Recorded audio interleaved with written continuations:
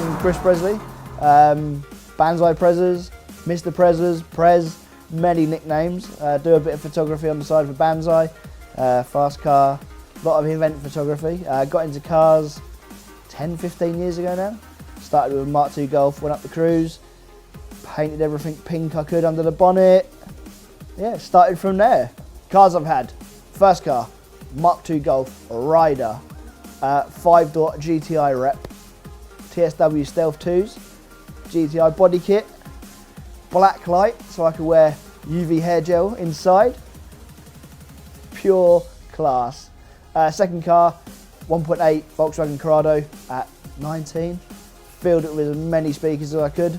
It was low, probably on cut springs. 2 engines, 3 heads, pretty much shattered my Volkswagen dream. From there, Jordan, loved it. Hooning round, first dose of VTEC. It's yellow, it's loud, everyone can see it. It was amazing. From there, went to DC5, proper car. Really, really, really good car. Loved it, had it 5 years, something like that. Modded it, no real engine mods, but just bits and pieces I could find from America. Sold that and brought a turboed Corrado, which, as much as it was fast, it wasn't overly reliable. When it was running, yeah, it was quick, but it was still going back to the Volkswagens, and I didn't want that. So I brought a FN2. Yeah, just a bit wet, a bit of a Dyson. It didn't have no VTEC kick. It was, you drive to work, you drive to your mates, and you'd see 3 or 4 on the road, and it just wasn't special enough.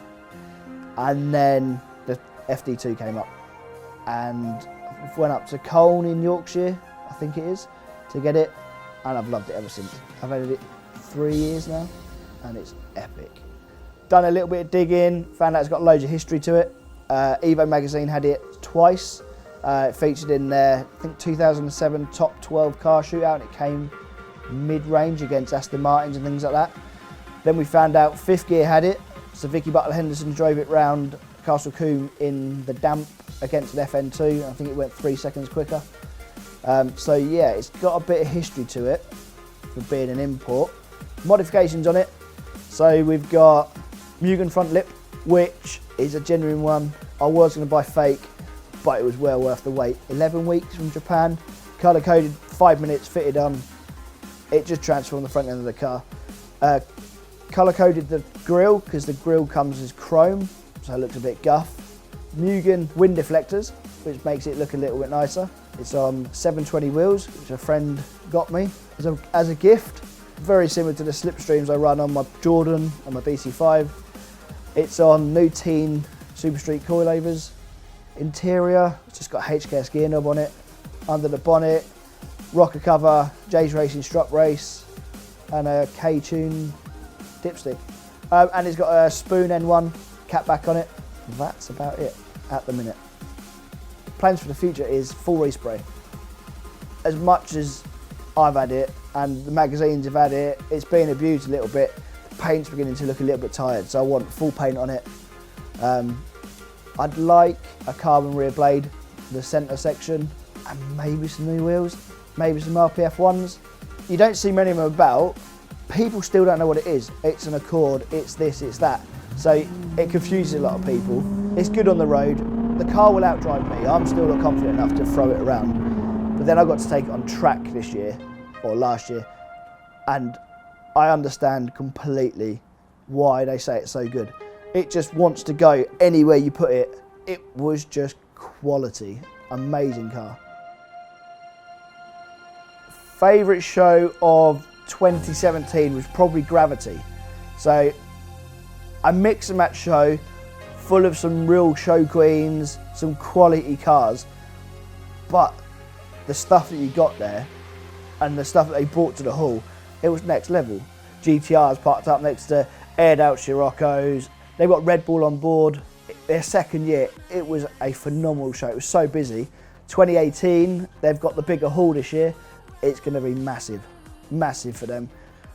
Probably the best live event was the Slip and Grip 2K to the Valleys thing.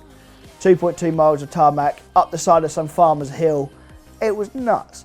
It was a weekend of going balls out in cars, good friends, good weather, amazing scenery. That's going to be massive this year. That's going to be huge. That's going to be really good. JE, that for me, I start planning the year before. It's not camping. It is just literally a home from home. The food's there, the drink's there. If it's raining, you're not going to get wet. If it's sunny, the people that come with us, they're all like-minded. Yeah, that's the big one. Done Rotterdam last year, Ahoy 100% tuning. It was good to see the European stuff and the stuff that they brought. It was nuts. They had everything under one roof. I think it was like 40,000 people over 2 days. From the low riders from the UK to your max power Saxos with air ride in these roll cage and things like that. All right, it's not my cup of tea, and it's probably 10 years ago, but the craftsmanship that has gone into it, you get to appreciate that, I think, as you get older, what people put into it.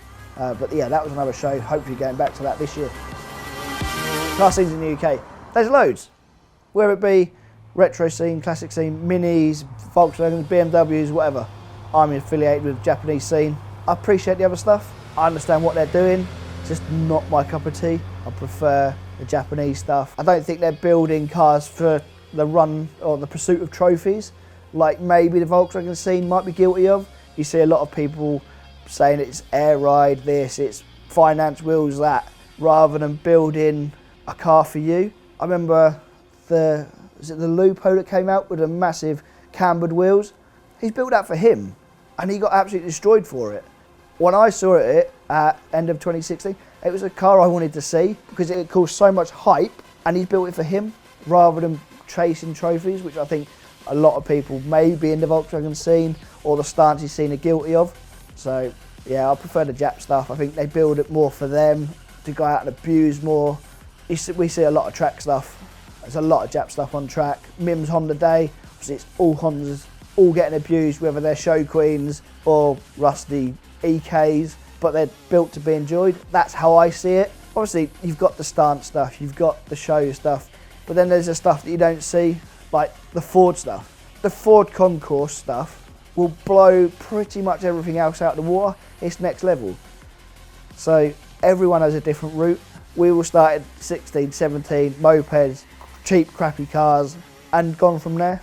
So it's just allowing the young lads to take their own course, do it for them, rather than chasing that trophy. Build a car for you, enjoy a car for you. That's how I see it. Street, stance or track? Not stance, even though I do like it low. Not track, because I've only been on track once and I won't do it again in my car. So yeah, street, built for me, how I want it. Final message from me, build a car for you, have fun in the car for you, and do it with your mates. You can't be a loner out there. Get a group of mates, go and enjoy cars together. 2 of you, 20 of you, just go and enjoy your cars and have fun.